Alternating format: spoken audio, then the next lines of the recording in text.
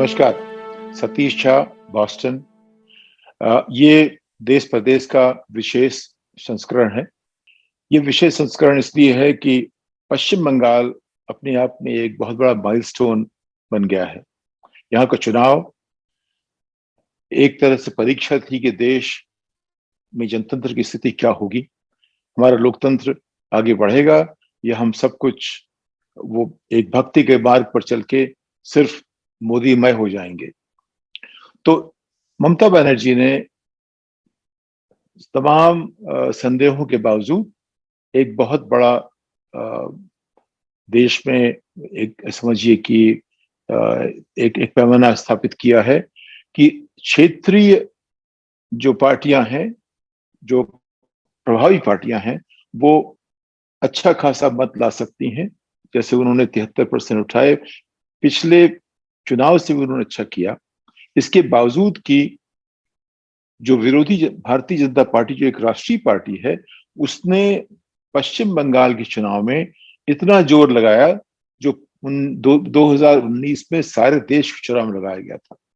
करीब 10,000 करोड़ रुपए खर्च करके, करीब 120 रैलीज करके, प्रधानमंत्री, गृहमंत्री और तमाम केंद्रीय मंत्रियों के साथ साथ कई मुख्यमंत्रियों को वहां पेश करके, और हर व्यक्ति को जो कहने सुनने में आया है, हजार हजार रुपए दे करके उनकी रैली बुलाकर, उसके बाद भी वो एक तरह से कही तो अपनी 377 कर दी है। एक तरह से देखिए 200 का दावा था तो वहां से बहुत पीछे रह गए हैं। तो जिस तरह देखना चाहें आप, ये तो उन्होंने पहले से अच्छा किया है और दावे से बुरा किया है, जैसे भी देखें।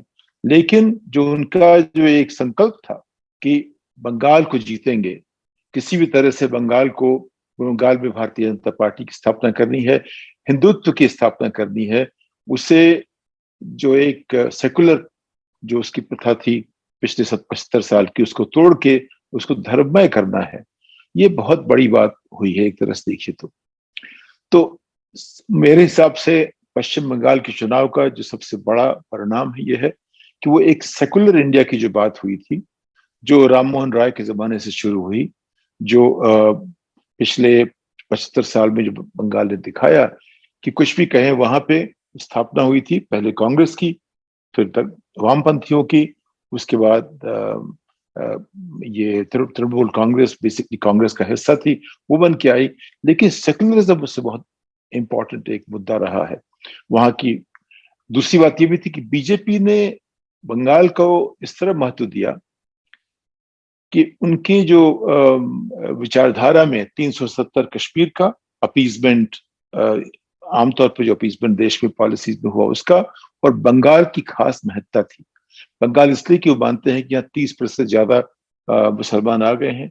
वो ये मानते हैं कि बांग्लादेश के तमाम लोग आके उन्होंने बंगाल में कोशिश की है कि ये मुस्लिम बहुल राज्य बन जाए, और एक उनको डर लगा रहता है कि जहां भी 30% से ज्यादा मुस्लिम होते हैं वहां की राजनीति बदल जाती है। तो उनके लिए एक बहुत बड़ा संकल्प था, एक मिशन था कि किसी भी तरह से बंगाल में बीजेपी की स्थापना हो, जो नहीं हो पाई। एक तरह से उन्होंने बहुत पहले से बहुत अच्छा किया है। उनके पास सांसद भी करीब करीब 40% 45% सांसद भी हैं। अब 77 उनके पास ये एमएलए भी हो गए हैं।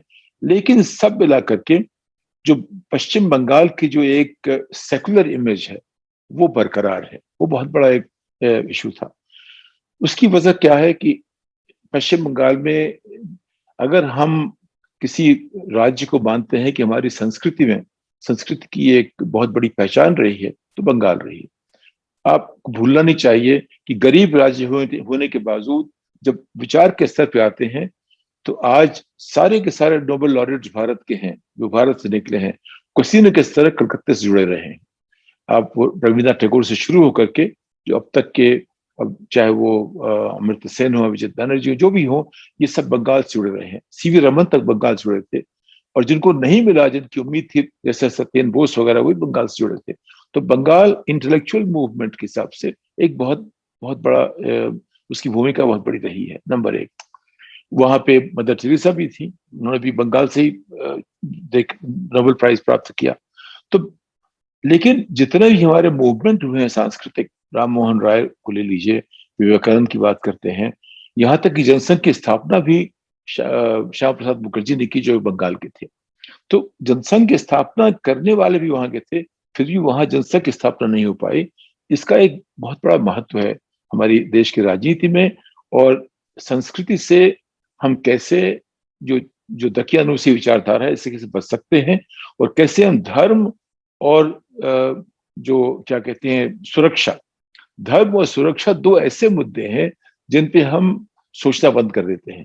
इन दोनों से बच के बंगाल हमेशा सेकुलर इमेज बनाता रहा है।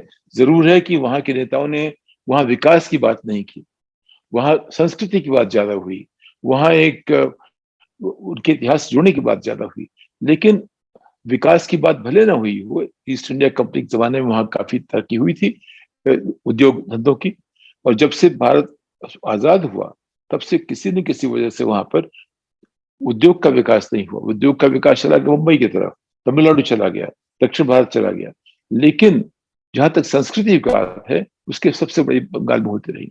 तो हमारे सबसे बहुत बड़ा मुद्दा ये है कि भारतीय जनता पार्टी ने 10,000 करोड़ रुपए लगा के 150-200 रैलियां करके प्रधानमंत्री की तमाम दर्जनों वहां यात्रा करके, गृह मंत्री का हर हफ्ते 2-3 बार जाना, कहाँ कहाँ, पूरे देश भर के चुनाव का जोर लगाने के बाद भी वो कर नहीं पाए।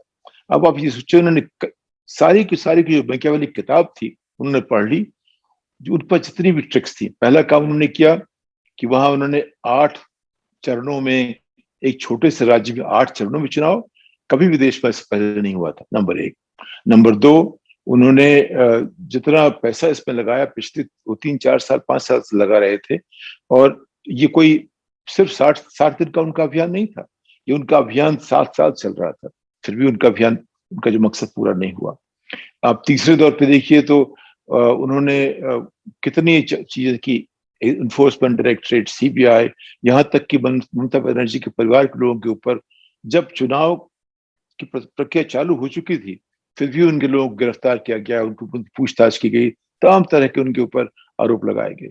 तो भारतीय जनता पार्टी की सरकार ने इसे केंद्र से कोई कसर नहीं छोड़ी थी कि किसी न किसी तरह से उनको जीतना है, और इस बात का दावा बहुत बार किया जा चुका था।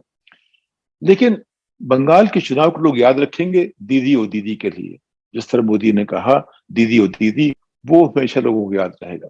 मैं आपसे कहूं, चुनाव होने के पहले 2 हफ्ते जो मेरे एक आध मित्र हैं जो अखबारों के मालिक हैं बंगाल में, उन्होंने मुझसे कहा था कि जो बंगाल आज सोचता है, देश कल सोचता है। ये जो उनके मन में बैठा हुआ था, एक बहुत बड़ी बात थी। दूसरा ये था कि चुनाव जो लड़े जाते हैं वो बेसिक इमोशंस पर, हम उनसे, लोगों से कैसे जुड़ते हैं।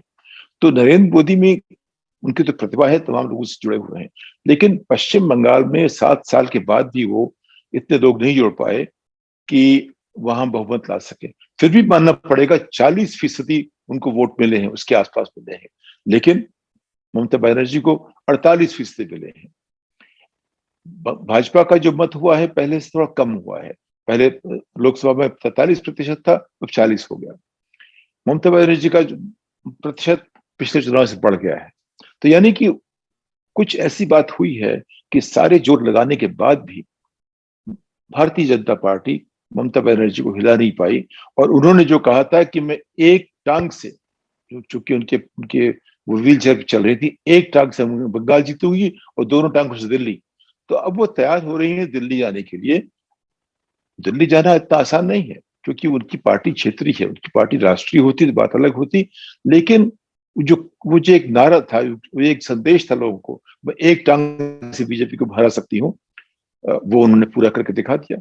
प्रशांत किशोर जो उनके स्ट्रेटेजिस्ट थे, जो जो सामरिक सलाहकार थे, उन्होंने कहा था कि अगर बीजेपी के पास 100 से ऊपर सीटें आ गई तो मैं ये राजनीति की जो सलाहकार बनने का काम छोड़ दूंगा। तो जाहिर है कि उनमें ऐसी समझ है। मेरा मानना है कि उन्होंने ही भाजपा को 2014 में जिताया। मेरा ये भी मानना है कि उनकी वजह से अमरनाथ की जीते, उनकी वजह से बिहार में नीतीश कुमार जीत पाए थे। ये मेरा मेरा जो अनुभव है प्रशांत किशोर के साथ बातचीत करके समझने का 2011 से, उससे मुझे लग रहा था उनमें चुनाव की प्रक्रिया को समझने की जो क्षमता है वो एक असाधारण है। किसी भी व्यक्ति के पास मैंने ऐसी क्षमता नहीं देखी। बाकी लोग कोशिश करते हैं समझने की, उनमें कुछ एक ऐसी वो मान लीजिए, उनको मैं मानता हूं कि राजनीतिक जो चुनाव के पिकासो मान लीजिए उनको आप, मेरी भाषा में। तो उनके में उन प्रशांत किशोर ने जब कहा कि 100 से ऊपर नहीं जाएंगे, तब मुझे तब भी लगा था कि शायद ये भी बीजेपी के लिए मुश्किल होगा, क्योंकि बीजेपी को प्रशांत किशोर से बेहतर कोई समझता नहीं है। उसकी इलेक्शन प्रोसेस को कोई प्रशांत किशोर अच्छा समझता नहीं है। अगर वो दूसरी पार्टी में चले जाएं, तो उनकी जो समझ चुनाव की है, मैं उस पर 95% अपने मार्क लगाऊंगा, अपने वोट लगाऊंगा या बेट लगाऊंगा। तो ये बहुत जो जो पश्चिम बंगाल का जो चुनाव है, इसका देश की राजनीति का रुख बदलने में एक बहुत बड़ा योगदान रहेगा। क्योंकि हम सब ये मान रहे थे, अगर यहाँ किसी भी तरह से भाजपा की दाल गल गई, तो जितने भी हमारे देश में बहस हो रही है उसकी संभावना कम हो जाएगी। जो भी लोग आज सबकी अखबार में गोदी मीडिया 95% चल रहा है, बहुत कम लोग हैं जो अपनी बात कह पाते हैं। अगर यहाँ मोदी चुनाव जीत जाते, तो किसी को कुछ कहने की बड़ी मुश्किल होती। वहां हारने के बाद भी अगर आप आज मोदी की आलोचना करें, तो आपको तमाम ट्रोल आदमी पीछे पड़ जाती है, जिनके ट्विटर पर उनके फॉलोअर होंगे 20, 25, 30, 40, लेकिन आपको गाली देना शुरू करते हैं, जैसे उनका आईटी सेल कहता है उस तरह से। इसके अलावा मुझे एक बात और भी सुनने में आई थी कि अमित शाह इतने गुस्सा हो गए थे कि उन्होंने अमित अग्रवाल, जो अमित मालवीय शायद उनका नाम है, जो कि आईटी सेल के हद है, उनको ना थप्पड़ मार दिया। इस हद तक नाराज हो गए थे उससे कि तुमने ये क्या किया, कि उनको अंदाज लग गया था चुनाव खत्म होने के पहले ही कि कुछ ना कुछ बीजेपी के साथ उनकी दाल नहीं गलने वाली बीजेपी की, और ममता बनर्जी जीतने वाली है। इसका देश के लिए क्या महत्व है? अगर आप देखें तो पहली बार राजनाथ सिंह जी ने ही उनको कॉन्ग्रेचुलेट किया, ममता जी को। नरेंद्र मोदी ने बहुत सोच समझ के बाद में किया। उसकी वजह है कि मोदी की उन्होंने अपनी सारी की सारी स्पष्टता दांव पे लगा दी। तो मेरा ख्याल इसमें जो जो नुकसान हुआ है, वो मोदी शाह के ब्रांड का हुआ है। इसको लेकर के अब भाजपा में थोड़ी बहुत बहस शुरू होगी। भाजपा में थोड़े जो गुट है वो अपनी समझना शुरू करेंगे कि मोदी की जो लोकप्रियता थी, उनकी जो एक उनका जो एक जाके चातुर्य था, या उनकी जो एक क्षमता थी लोगों तक पहुंचने की, वो कहीं अब वो काम नहीं कर रही। अगर आप देखें अटल बिहारी वाजपेयी के भाषणों को और तमाम जो बड़े नेता देश के उनके भाषणों को, उसकी तुलना नरेंद्र मोदी के भाषण से करें, आप देखेंगे जहां तक गुणवत्ता की बात है, मोदी के भाषण में वो बात नहीं है, वो गुरुता नहीं है, वो गंभीरता नहीं है, वो उस तरह की शैली नहीं है। लेकिन वो लोगों से जुड़ जाते हैं बड़े आराम से। वो जो भारत के जो कम पढ़े लिखे लोग हैं, उनसे उनका रिश्ता बहुत बढ़िया है। जो उसके बाद जो भक्त है, उनका रिश्ता बढ़िया है। जो सोचने वाले हैं, वो उनसे बहस करते हैं, बातचीत करते हैं। लेकिन तमाम लोग, 60-70% लोग मोदी जी की बात को समझते हैं, मानते हैं। वो जो भी कहते हैं मानना शुरू कर देते हैं। उसका रिश्ता सीधे आप देखिए कोरोना से है।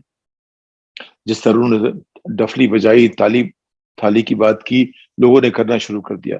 हमें ताज्जुब हुआ कि उनकी बात पे लोगों ने दिए जलाना, ताली बजाना और थाली बजाना और कहना कोरोना भाग, ये सब करना शुरू किया। तो जाहिर है कि नरेंद्र मोदी में एक प्रतिभा है, जो कि असाधारण प्रतिभा है, लोगों से समझने की, बात करने की, उनसे जुड़ने की। उसके बावजूद भी बंगाल में वो अपनी बात नहीं कह पाए। ये भाषा की बात है, शैली की बात है, संस्कृति की बात है, जो भी बात है, लेकिन नरेंद्र मोदी की बात बंगाल के लोगों से बन नहीं पाई। तमाम मेरे दोस्तों ने मुझे कहा कि इसमें बहुत जरूरी है कि नरेंद्र मोदी की जो ये जो मोदी मय भारत हो रहा है, उसको रोका जाए, और बंगाल ही रोक पाएगा उसको। तो बंगाल ने अपनी जो एक भूमिका है बहुत बड़ी, उन्होंने अदा कर दी कि कम से कम उन्होंने बीजेपी की बढ़त को रोक दिया। अब इसके पिछले कई चुनाव बीजेपी हारती चली जा रही है। इस बार भी उनको ठीक है, आसाम में कुछ मिल गए। अब पुडुचेरी का वो तो बहुत एक जिले की तरह है, उसकी जितनी भी वो तारीफ करनी अपने आप। लेकिन उनको केरल में कुछ नहीं मिला, तमिलनाडु में कुछ नहीं मिला। और अब वो 18 की बात करें, 35 राज्यों और केंद्र शासित प्रदेशों में 18 में उनकी सरकार है, 17 में नहीं है।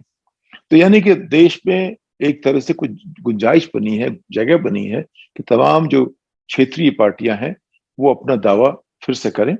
और मुश्किल वहां है जहां आमदनी कम है, जहां हिंदुत्व ज्यादा है। उत्तर प्रदेश, बिहार, राजस्थान, मध्य प्रदेश, जो जो इसको बीमारू राज्य कहते थे, या जो जहां हिंदू बहुल राज्य हैं या हिंदी भाषी राज्य हैं, इन राज्यों में उनकी पहुंच कुछ ज्यादा हो गई, गुजरात के अलावा। लेकिन उनसे अलग जब अलग हटते हैं तो वहां जहाँ की भाषा अलग है, दक्षिण के चारों राज्य, महाराष्ट्र में कुछ एक संतुलन सा बना हुआ है, उड़ीसा में उनकी पहचान नहीं है, यहाँ बंगाल में अब आप नया देख रहे हैं क्या हुआ है। तो जो हिंदी भाषी राज्य नहीं है वहां उनकी पहचान उतनी बड़ी नहीं हो पाई है गुजरात के बाहर। फिर भी 18 राज्य उनके पास है, बिहार, केंद्र शासित प्रदेश। तो सब मिला करके भाजपा की जो पिछले 2019 से एक ढलान पे आ गई है। अभी भी मैं नहीं कह रहा कि 2024 में अगर मोदी ब्रांड की बात होगी, जब तक एक विकल्प नहीं बनता, ऐसा विकल्प जहां कोई बड़ा कद्दावर नेता निकले जिसकी बात लोगों तक पहुंचे, तब तक शायद मोदी को हराना आसान नहीं रहेगा। लेकिन अगर एक क्षेत्रीय और केंद्रीय संतुलन भी बन जाए देश में, तो भी शायद बहस की गुंजाइश लोकतंत्र की शायद बनी रहेगी।